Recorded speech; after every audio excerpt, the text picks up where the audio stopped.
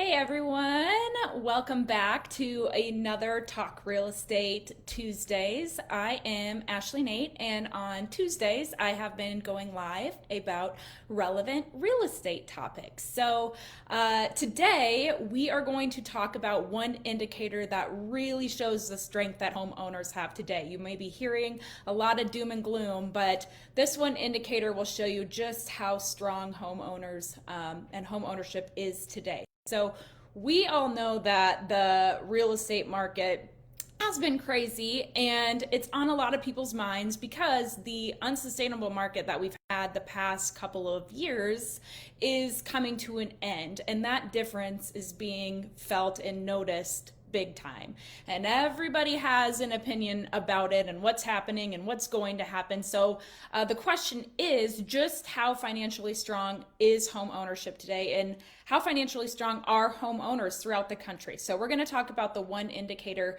that really shows off this strength. So can you guess what it is?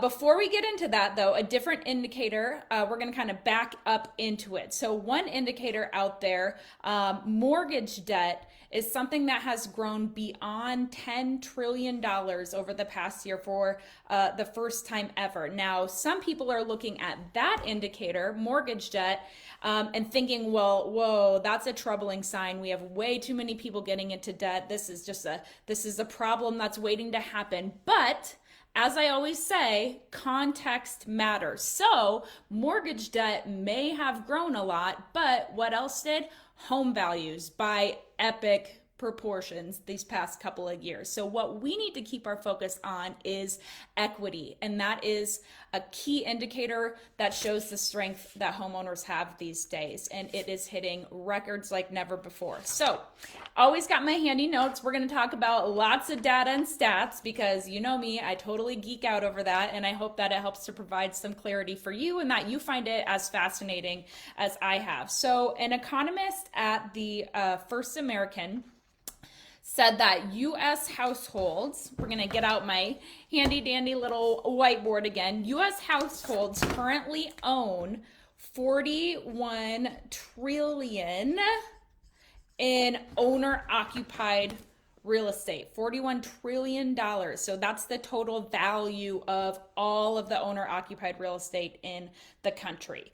With that, there is 12 trillion in debt. So that kind of shows what I had just mentioned about the debt being over 10 trillion for the first time. So 12 trillion in debt. So we might think, whoa, that's a lot of debt, but let's look at those values, 41 trillion in value. So if we subtract that off, take our value minus our debt, that gives us roughly 29 trillion in equity. Okay, so if we're looking at these two things here, the values and the equities, that really helps to offset feeling like we need to be really worried about that debt aspect. So the national loan to value, our LTV, nationally is 29.5%. And that is the lowest that it has been since 1983. And that actually really shocked me. Like 30%, that is the average nationally. That's pretty low. So let's dig into this a little bit for those of you that might not be as familiar with kind of the real estate terms. So LTV, that is our loan to value, and that compares the value of your mortgage, or the mortgage balance, I should say, to the current value of your home. Okay, so in this example, we have 12 trillion in mortgage debt, but home values for all of those homes are at 41 trillion. So to give another example here, say your home is worth 200,000. That's how much that it's worth.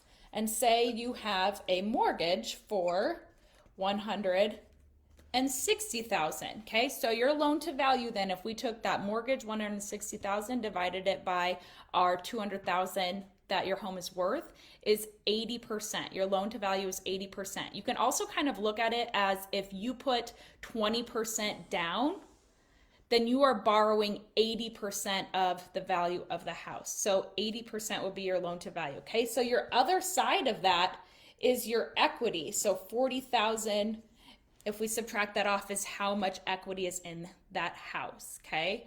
So the equity is really important because it's where the homeowners get that strength from and where they get kind of their power from. Because if they had to sell this house, there's more than enough money in there to be able to pay to sell the house and pay off the mortgage and then some, okay? And that's what we like to see. So let's go back to what that economist was saying. She went on to say that homeowners had an average of $320,000 in inflation adjusted equity in their homes in Q2, which is an all-time high. That is how much home valuations grew. Now you might think a home value growing by $320,000 in a year, that's a lot. But keep in mind that number is getting really kind of driven up by some of those like really high price metros, and this is national. So if you think like the West Coast, but still, that's a hefty number. So I thought since this is national, it'd be kind of interesting to take it back down to Iowa. So according to the most recent data for Iowa, which would be Q3, the home values in Iowa appreciated 13% from September 2021 to September 2022.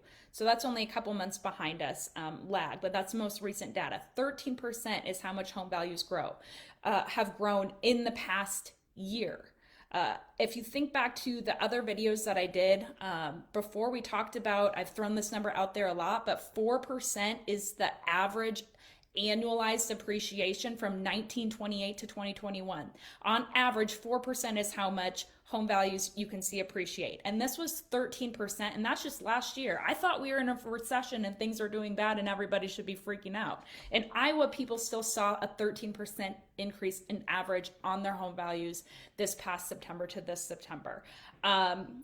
And in fact, what was kind of interesting is I was actually on the lower end compared to some of the other states out there. Florida saw 30% year to year, and Arizona saw 25% year to year. Just crazy amounts of appreciation. And don't fret to think that I was on the lower end of that. And you know what? It's really great that we're kind of seeing something that is more reasonable, because one, we have a lower price point to start with than some of those big metros, so it's going to be lower, but also not seeing that unreasonable, unrealistic appreciation is what keeps Iowa in the Midwest market in general so much more isolated from seeing like a major housing crash and from seeing those major market variations. We like that Iowa is more stable. That's good for us. So anyways, I found this all very, very interesting. Homeowners have a great source of strength today, no matter what you're thinking. Home values are appreciating, especially if you're in it for the long run. So this is yet another reason, this equity, why we're really unlikely to see a housing crash. I keep preaching this a lot. I've been reading up on it a lot. This is what experts are saying, and this is what the data is showing, okay? So home equity allows the homeowners to be in control. You are in control because if you need to sell your house, you have the money to pay off the mortgage and to be able to get out of that. This was not the case in 2008. Everybody likes to say, oh, it's going to be just like 2008. What we're seeing now, if we go to the data, is nothing like 2008. Then people often owed more on their mortgage than they did on their homes. We just went through that. We're having record levels of equity. That is not the case right now. And also in 2008, we know that we had buyers that were not qualified, adjustable rate mortgages to those buyers. And so when the rates adjusted, all of a sudden they couldn't afford their mortgage anymore. They can't afford their mortgage. What do? Okay, I'll sell. Well, they couldn't sell and pay off their mortgage because their house wasn't worth as much as their mortgage was. So it's just a big mess. Whereas today, that equity is really, really protecting homeowners from that. So the bottom line, according to equity, if we're looking at that indicator, homeowners today have more financial security and strength than they have at any point since 1983. It's at the highest level since 1983. That home equity loan to value is really low, and this is largely because homeowners have handled that equity better, made better financial choices. Lenders have been smart about who that they've been lending to, and then obviously the biggest reason there is just we've been riding the wave of such great appreciation. 13% in Iowa last September to this September, and that's really given that strength to homeowners. And I think that the historical appreciation shows that that will continue to happen. So if you are someone who is thinking about wanting to buy your first home and you're kind of getting worried, you know what? The sooner you get in, the sooner you start reaping those rewards and those advantages of building up that equity. So I hope that that was interesting and informative to you all. What I'm going to do is next week, we're going to dive in a little bit more. Everybody has all this equity, or a lot of homeowners have this equity.